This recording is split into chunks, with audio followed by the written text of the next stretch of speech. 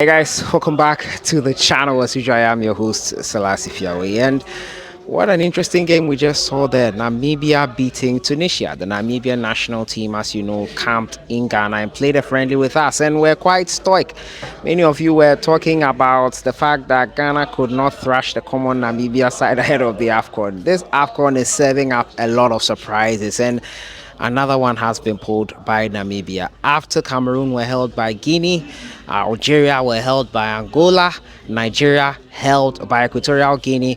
Another one here in Ghana, beaten by Cape Verde. Another one here has surprised us in the Namibians beating Tunisia. But today we're going to talk about the Ghana Black Stars as well once again. Tomorrow is the pre-match press conference. Coach Chris Hughton will face the press. But I have a comment on the Ghana national team when they lose a game. They've gone black, yes. They have not posted anything about their training, nothing about updates on camp, any fitness news, nothing. They've gone dark.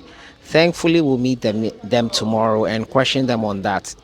It is not abnormal for a team to lose. But why should you go dark in feeding the media and the populace with such information? We'll look at all that today and look at the possible starting 11 that could be in contention to play versus Egypt, an all important game we cannot afford to lose. But as usual, don't forget to subscribe if you haven't. Click on that notification bell to get more updates. We jump right into it, and first I'll comment on the Ghana Black Stars social media handles, the handlers, and the authorities in charge of the Ghana national team. Losing is part of the game of football. It does not mean you should go dark. The national team does not belong to you. It belongs to the people. If anything, you should keep on serving them and letting them know you are working hard towards your next game.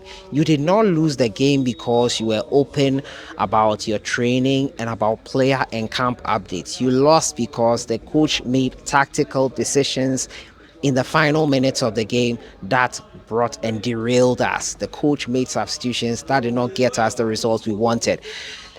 Blacking out on people on social media about the team and camp updates is not going to help. Just today, the Nigerian Super Eagles had a media session where the players were open to the media and questions, interviews, everything.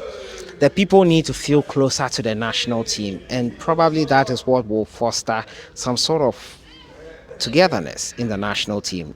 This method the Ghana FA uses in doing stuff is just not right, and I had to go on that tangent because it's just not right. They feel too comfortable hiding the national team away from the people who pay monies, attend stadiums, attend games, and support the national team. They are the ones who need you to come out and show us what is going on in the national teams. If you cannot do that, open it to the media like us who are here to also do the necessary reportage. Yeah, so that is it. The FA have blacked out on us. Tomorrow we'll question them on that and see what their response will be. So we get into it and talk about the game versus Egypt. This AFCON is not going to be easy. I always say the cream rises to the top in the end, but the first round of games at the AFCON has told us that there are no small teams, at least not any longer. At least in the first round, we've seen that the teams are, are learning. Football is science, it can't be learned. You can't learn it, and you can be a team that will not be great at some point, but if you do and follow the rules and tenets, you can do it. It's not going to be easy against Egypt. For all those, including myself, who think Egypt is probably going to be the easiest fixture, it might become the fixture that we will regret thinking is the easiest fixture. The Egyptians are wounded. 2-2 draw. They salvaged a draw in the air. Mohamed Salah from the spot, and that spot kick almost got missed by Salah. But Thursday is non-negotiable. 3 points, or we might be packing our bags on the 23rd of January. 3 points, or we might have to take an early shower and early departure for everyone here at the African Cup of Nations. It's a non-negotiable 3 points. And the team that started versus Cape Verde, I think, is best fit for this one. A couple of changes I'll make in there. Without much ado, let me get right into it. The goalkeeping option, I want Lawrence Atizigi back. Richard Ofori's rustiness in lack of playing time at club level showed, and it was quite evident. Punching the ball into danger, not making or being commanding enough in his penalty area. I think Ofori really does not deserve to start. Did not deserve to start in the first game actually, but he started, and I think that mistake should not be repeated.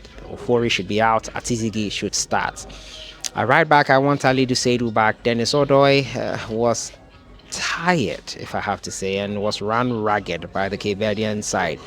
And their wingers had fun with him. He was tired at some point in time and could not help the attacking impetus of the Ghana Black Stars team. I think he will have to sit this one out. So right back, I'll give it to Ali Duseidu. In the center of defense, Salisu really did surprise me. Really, he did. But I won't blame him so much. He had just come back from injury. I think he's played just 3 games for AS Monaco since signing for them in August. He's come back from an injury, which has seen him stay out for a long time. And it comes with the terrain. His rustiness is not sharp. He lost concentration in large parts of that game. So it was quite understandable that he struggled a bit with that game there versus Cape Verde.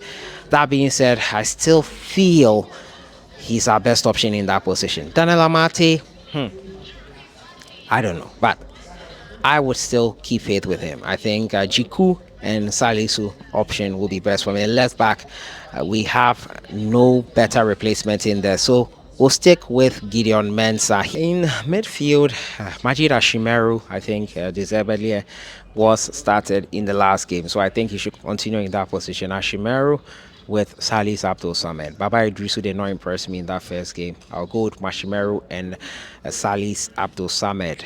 Jordan Ayew.